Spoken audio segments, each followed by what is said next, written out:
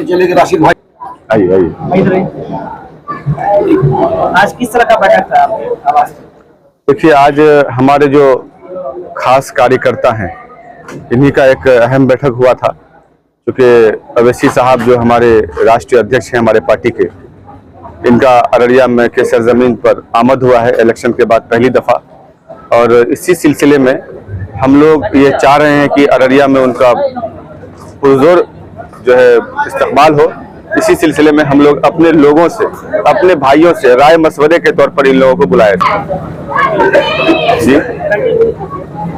इसलिए इस राय मशवरे के लिए हम लोग बुलाए थे, और जो बहुत मखसूस लोग थे उन्हीं लोगों को बुलाए थे। हम लोगों ने दावत आम नहीं किया है।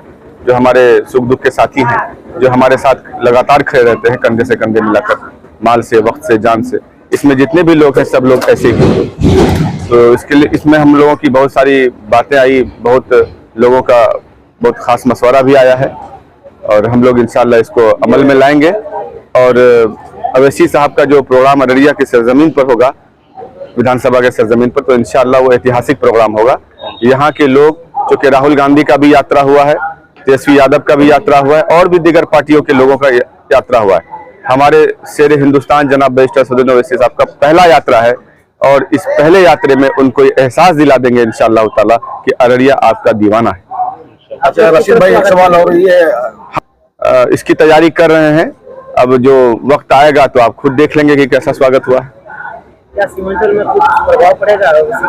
भाई, हम तो सीमांचल में पहले भी 5 सीट जीते हैं, सीमांचल से ही जीते हैं, और इंशाअल्लाह इस बार तो हम जहां से भी लड़ेंगे पूरे बिहार में, तो अल्लाह की जात से उम्मीद है कि हम 20-25 सीट तो जरूर हासिल करेंगे। आप संभावित विधानसभा प्रत्याशी भी हैं, आपकी तरफ से कुछ खास रहेगा? सर, हम तो इसके मेंबर भी हैं।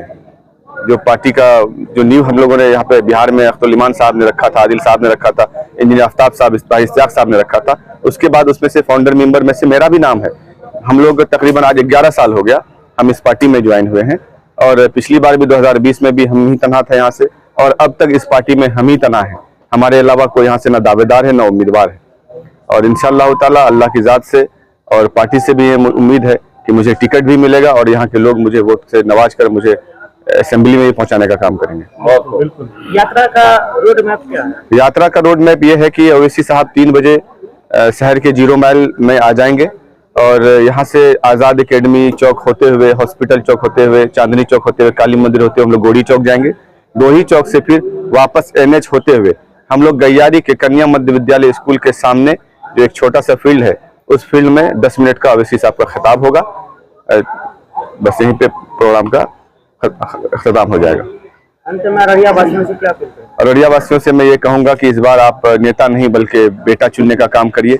हमेशा आपने नेता चुना है, इसलिए आप धोखे में रहे हैं। जब आप बेटा चुनिएगा तो यकीनन आपके दुख, आपके तकलीफ में आपका बेटा, आपका औलाद ही काम आता है। इसलिए मैं नेता नहीं बल्कि बेटा बनकर आपकी हिमायत और आपकी हिफाजत करना चाहता हूँ।